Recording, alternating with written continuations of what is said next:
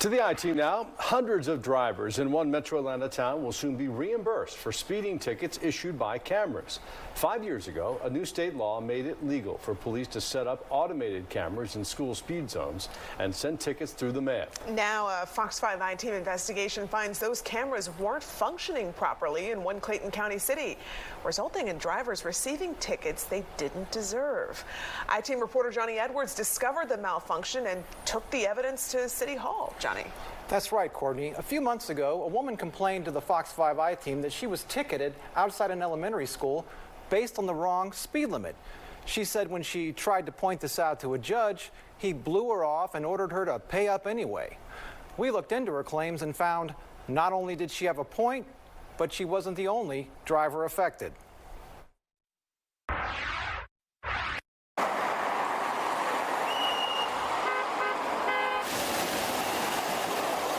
Elise Woodhouse thought she had a good chance of beating 2 speeding tickets she got in the mail. This is the camera that keeps taking my tag. Charging her with speeding past Suter Elementary School. After all, she had both perception and reality on her side. I think this is very important because it says when flashing, and it was not flashing at 8:31. So I was going 36. But when she took her case in front of Jonesboro Municipal Court Chief Judge Charles Wood, neither perception nor reality mattered. The 2 tickets, one from April and one from May, said she was speeding above a 25-mile-per-hour speed limit at around 8:30 in the morning. The fines, $125 apiece. This is my way to work every morning. The school lights don't blink at 8:30. They kind of stop around 8 o'clock. And I have photos that I went by and I took. So technically the speed limit was 35 at this time. I just have to go based on what the documents show. And so basically for that reason, I'm going to find you liable for these 2 citations. Wow, okay. Welcome to the world of automated school speed zone enforcement.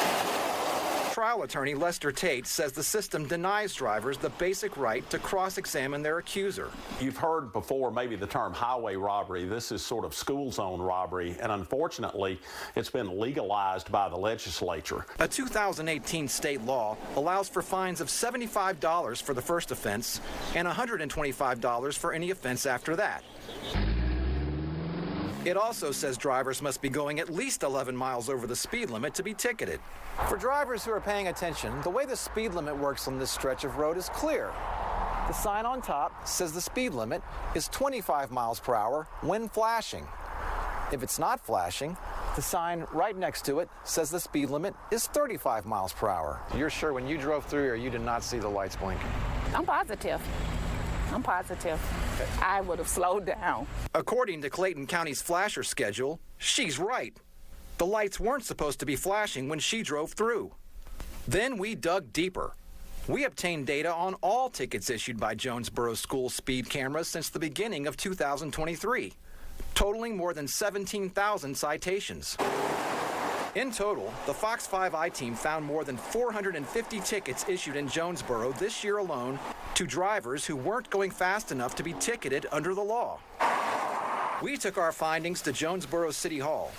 After taking a look at the I-Team's research, Police Chief Tommy Henderson told Fox 5 that Mrs. Woodhouse and hundreds of other drivers like her will be receiving refunds. We started to take a look into the process and see what's going on. We have identified there are some citations that may have been written inappropriately by the system, and it would be due to a programming error. Chief Henderson wouldn't say who's responsible for the programming mistake.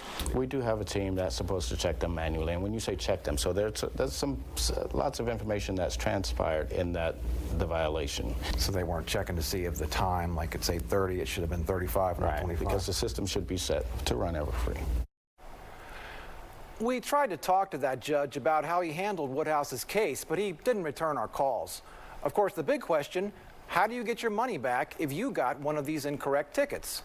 Chief Henderson told me he's still working out the details of exactly how these refunds will work, and the city will be meeting with the camera contractor, Red Speed, next week to iron all that out. Courtney, Russ?